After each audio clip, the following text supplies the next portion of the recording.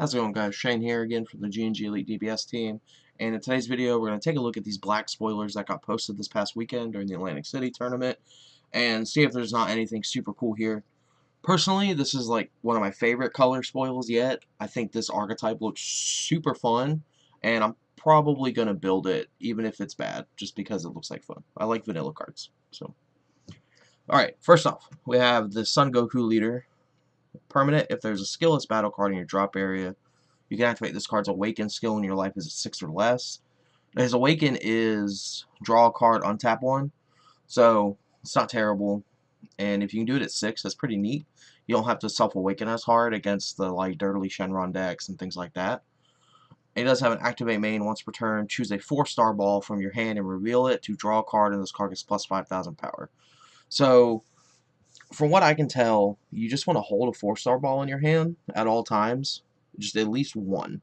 So you can keep getting these advantages every turn.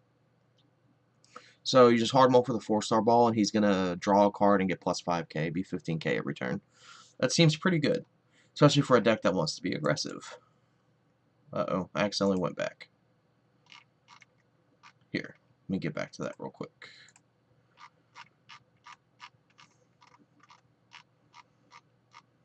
Alright, anyway. So, it definitely looks like an aggro deck already. Let's look at the backside. Let's see. So he's, of course, 15k. Bonds of Friendship, Son Goku. Activate main once per turn. Choose a 4-star ball from your hand, reveal it, draw 2 cards, then choose 1 card from your hand and place it in your drop area. So again, you just want to make sure you have a 4-star ball in your hand all the time. Auto, once per turn, when you combo with a skillless battle card, that card gets plus 5,000 combo power for the duration of the turn. So, once per turn, not once during your turn, just once per turn, it makes one of those vanillas a 0-cost 10k combo. And that's pretty good. So, I definitely think this leader has some potential. It doesn't seem like absurd like some of the leaders we're used to. But this could be a cool deck. Next we have the Super Dragon Balls leader. Artwork on this is really pretty.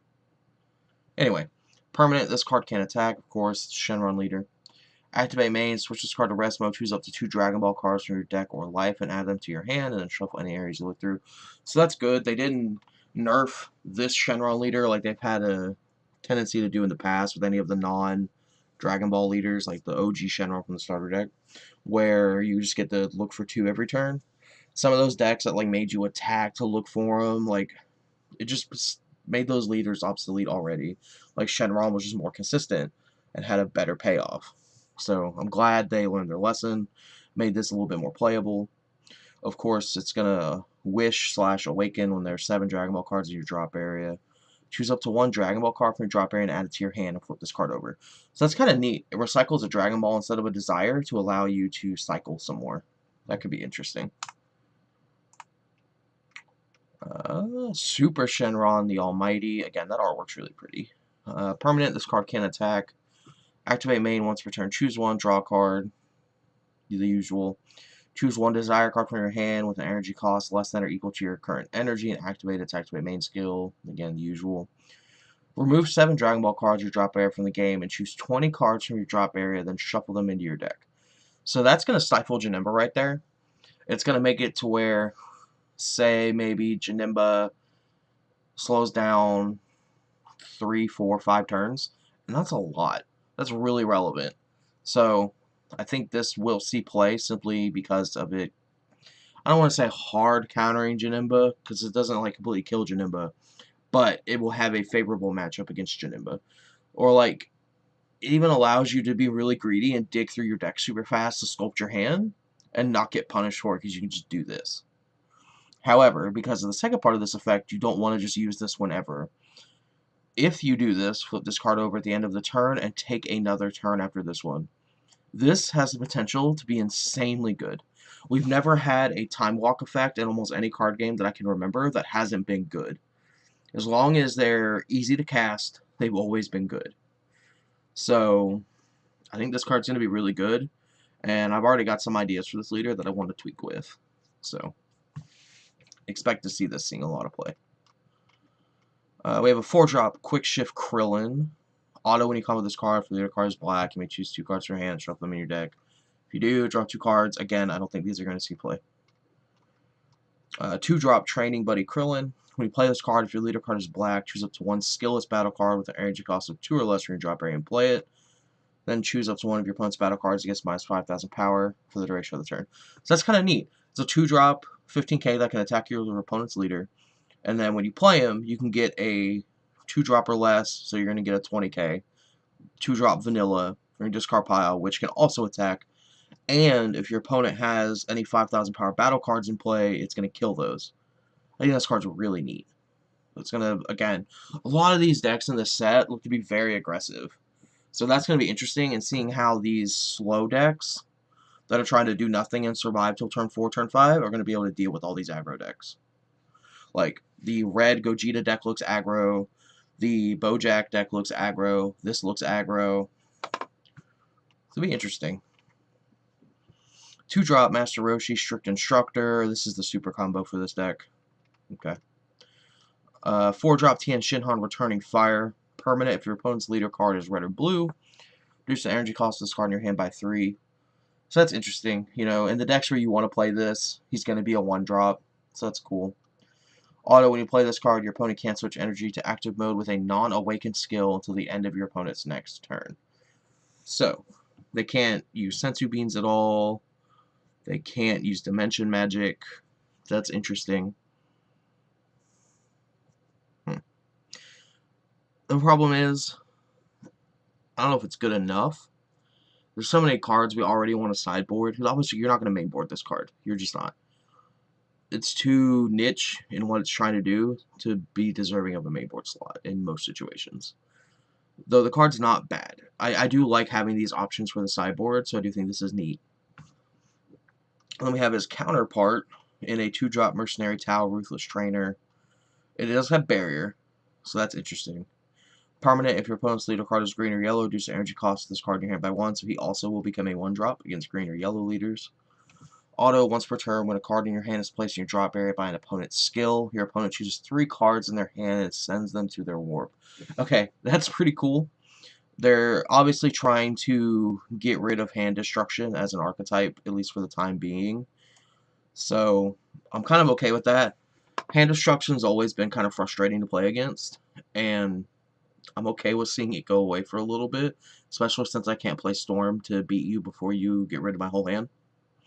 So, kind of okay with this. Like, even against, like, the Shenron hand control deck, like, sure, he won't be a 1-drop, but he still only costs 2, and that's not that bad. He has Barrier, so he's just going to sit there. So, it forces your opponent to now play that, was it double impact Krillin, to be able to KO this. Or maybe, like, they have to play Frieza Biding his times to tap it and to attack into it. So now they have to have answers to keep doing their thing. It's not as, dare I say, brain dead, I guess, where they're just, like, going through the motions. Now they have to adjust their play to answer cards that stop their, you know, strategy. And I definitely think that's not a bad thing. Now, I do see a lot of people freaking out in the Facebook group about this card. A lot of people who play hand control decks are not happy. But just remember, y'all get counters to our decks all the time. It's only fair that we get a counter to your deck. We have to work around your counters, now you have to work around ours. And keep in mind, the sideboard only fits 15 cards. You can't possibly play every silver bullet, or counter, whatever you want to call them, in your sideboard. Like, your opponent's not going to be able to fit 4 of this Tau, 4 Haru Haru, 3 of that Tien, 4 Cronoas, some Kamis, some Black Power, Black Mass Sands. Like, your opponent can't fit all that in the sideboard. So it's not like you're going to play against this card all the time. Just build your sideboard appropriately, put some double impact Krillins in there, and play around it. It'll be okay. Alright, 3-drop Commander Red, Head of the Red Ribbon Army. Auto, Sparking 3. When you play this card, if your leader card is black, choose it to 1 skillless battle card with an energy cost of 3 or less from your deck or drop area and play it. Then shuffle your deck. That's kind of cool. So I get a 19k body, and I can go get the Championship Pack Goku that's a 30k body for 3 energy. I'm okay with that. Definitely okay with that. One drop, Bonds of Friendship, Android 8. I know a lot of fans will be happy to see Ader finally getting some cards in the card game. He is only 4K. That kind of sucks. When you play this card, look at the top 7 cards at the top of your deck. Choose up to one skillless battle card among them and add it to your hand, and then shuffle your deck. When your Son Goku childhood card is KO'd by an opponent's skill or leaves a battle area, choose up to one of your opponent's battle cards and KO it. So that's cool. I know the super rare for this archetype is a Son Goku childhood. I haven't read it. I know it's not in here. It's on the announcement page. Well, we might have to go take a look at that. So this is kind of interesting. It forces your opponent to play around KOing your Gokus if they don't want to lose their battle cards as well. So it's kind of neat. And it's kind of cool because that's a secondary effect on a card you're probably already going to play in the archetype because he tutors out your vanillas. So that's just kind of like a bonus because you're probably already going to play this card. 5-drop Desire, Restore the Universes. So here's Android 17's Wish from Tournament of Power. Permanent, this card gains Desire in all areas, of course. Activate main, choose 2 battle cards from your drop area with an energy cost of 4 or less and 15,000 power or more, and 2 battle cards from your opponent's drop area with an energy cost of 4 or less and 15,000 power or more. If your leader card is a Shenron card, play the chosen cards from your opponent's drop area in their battle area, then play the chosen cards from your drop area in your battle area in rest mode. So, you get 2 bombs that cost 4 or less. Your opponent gets 2 bombs that cost 4 or less. However, yours come into play in rest mode. That's relevant. Now, I do think there's ways to easily abuse this card. We just have to dig really deep and find them. I will not be surprised to see a tier 1 deck that plays this card, because you can really easily just give your opponent garbage cards and get really good cards for yourself. I do think it's obviously going to see play in the Super Shenron deck, where you can go on turn 5, hard cast this for 5, and this is just something off the top of my head. I haven't really dug into how to abuse this yet. Say you want to get 2 Deborah. You can't get hit because hit doesn't activate from the discard, but you get 2 Deborah. Rip 4 cards from your opponent's hand, and then use your ultimate to shuffle in 20 and take an extra turn. So now your Deborahs will untap. You'll have 5 energy, 6 if you want to charge again. And you can play like a Fearless Pan, or like say you can play a Kikino, the feature rare from Clash, to give their leader minus 5k for the turn, and then play a Fearless Pan to give your Kikino and your Deborahs plus 5k in Double Strike. So that could be good. I'm sure there's many, many other ways where you can abuse this card. So I think this card is going to be really good. Here's the 4-star ball we've been hearing about. It is a 0-cost Dragon Ball. Activate battle. Choose up to one of your battle cards or leader cards. It gets plus 5,000 power for the duration of the battle. And if it's a skillless battle card, it gets an additional plus 5,000. So, you remember, we always want to hold one of these in our hands for our leader. You just want to keep one all the time. But once you have extras, you can use them on your vanillas to be 0-cost 10Ks. Seems good. Super Dragon Ball. It's a 2-cost Dragon Ball. Activate main for leader card as a Shenron card. Draw 4 cards and then choose 2 cards from your hand and place them in your drop area. That's insane. This card's going to be really good. Like, obviously you can't play 7 of it. I think the decks will probably play... They'll play 1 to 2 probably. You're digging 4 cards deep. Granted, this isn't good against Shinimba, but against every other deck, that's insane. It's just going to help you dig into the stuff you need. Think of this a la Graceful Charity in Yu-Gi-Oh! All in all, that card wasn't that great. Draw 3, discard 2, you go even. But you're seeing so many cards, it got banned. And has been banned forever, pretty much. So I think this card's going to be very good. 1-cost Aderade, counterattack. If your leader card is black, negate the attack. Then choose one of your skills battle cards from your drop area or warp and add it to your hand.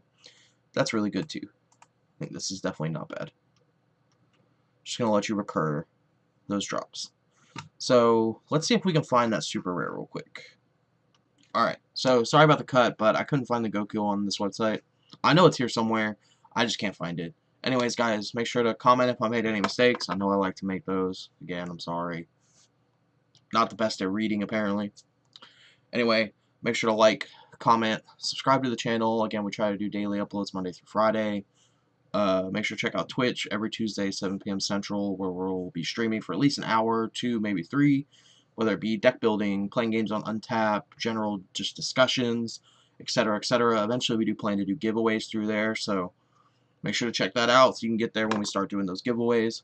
And as always, guys, stay elite.